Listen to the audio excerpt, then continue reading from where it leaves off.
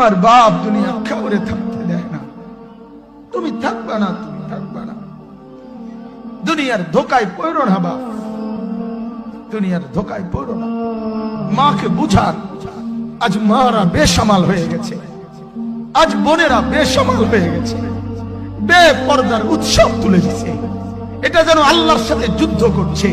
আল্লাহ corona না, তুমি আরো কিছু দাও, আমরা বেপরদিকে ছাড়বো না। যুবক ছেলেগুলো যেন বলতেছে, আল্লাহ তুমি করোনা দেওয়ার চাই দাও, অশ্লীল ছবি দেখা, ফেসবুকে নর্তকী দেখা আমরা ছাড়বো না। দেখি তুমি কি করতে পারো, তুমি যা করার করো।